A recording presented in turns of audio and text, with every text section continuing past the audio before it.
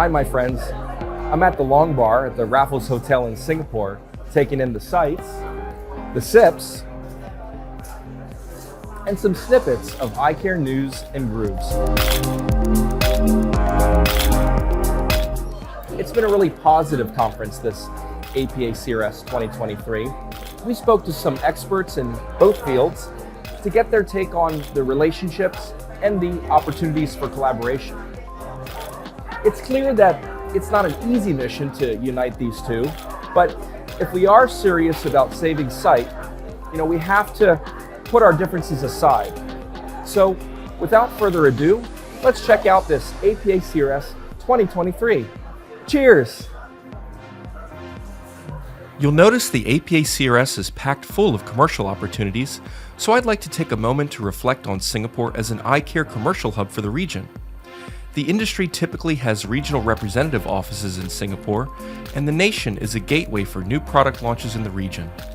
When regional conferences happen in Singapore, and both the APACRS and APAO have occurred here in recent years, then it's a special time to participate. There's something else you should know about the eye care industry in Singapore. The commercial hubs for not only surgical care but vision care are located here. Traditionally, these companies and divisions have been separate, as they often speak to different demographics, ophthalmologists or optometrists. But an interesting thing happened at APACRS. Johnson & Johnson Vision not only promoted its surgical line, but also its Ability Ortho-K lens, managed by Vision Care. Recently, the divisions have merged under the same management. Therefore, the trend of ophthalmology and optometry synergies is one to watch, and we dug into this in our reporting around APACRS. But first, a flavor of how we innovatively communicated live about all product lines from J&J Vision. So we were live, my friends, just right now here at the Johnson & Johnson Vision booth. Key opinion leaders, key executives from Johnson & Johnson Vision. We were mobile, walking through, Q&A. So until next time, we enjoyed it. Take care. After J&J Vision, we found a great myopia crossover lecture. To quote APACRS in introducing the session about myopia-associated optic neuropathy or glaucoma, quote, "Myopia and glaucoma have important implications on the global healthcare burden. Increasing myopia is an established risk factor for glaucoma. However, accurate diagnosis and the appropriate management of glaucoma in myopic eyes remain challenging. Recent insights gleaned from cross-disciplinary research to tackle the issue of myopia-associated glaucoma was discussed here. But then I popped an optometry question. Do you all believe that optometrists have a role to play in screening for myopia and progression, as well as after surgical care? Is there a role for optometrists to perhaps monitor progression? Thank you.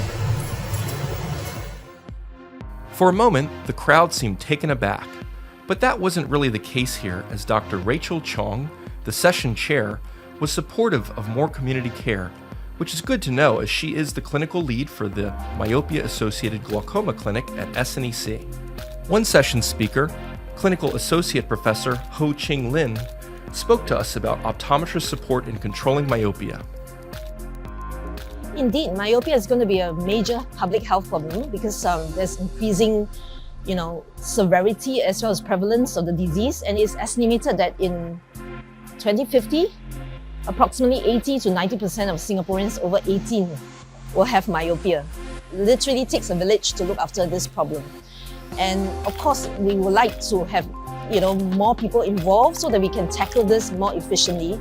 And we are foreseeing an enlarging role for optometrists. I mean, in this and other, prevalent ocular disease or chronic diseases. Dr. Namrata Sharma of the All India Ophthalmological Society Council also spoke about optometry. Optometrist essentially looks at or comes in contact with the entire spectrum or the entire age of the people who require the correction of the refractive errors, whereas ophthalmologists perhaps only the surgical part of it or the medical part of it when it is about prevention or it is about cosmetic correction. So I think both of them have to move hand in hand, and both of them should know where to pitch in and what are their limits, and where, when they can't deal with especially for the optometrists, they have to refer to the ophthalmologist. So I think it has to be a win-win situation for both of them by mutually agreeing, to work with each other. Given India's population, Dr. Sharma's advice on collaboration in light of the myopia epidemic is prescient. Dr. David Lubeck, a famous American glaucoma specialist who has a direct line to my tailor, okay, I am his tailor, received yet another funky jacket treat at APACRS. I needed him in a good mood to address the sometimes myopic view of eye care professionals from their respective siloed fields. I suspect that our optometric colleagues have been discussing myopia and myopia prevention for a long time, and the fact that we as specialties haven't had a cross dialogue is regrettable. I think that this will be the topic that will bring a collaboration between optometry and ophthalmology, ultimately for the better of our patients overall and for the better of our specialties.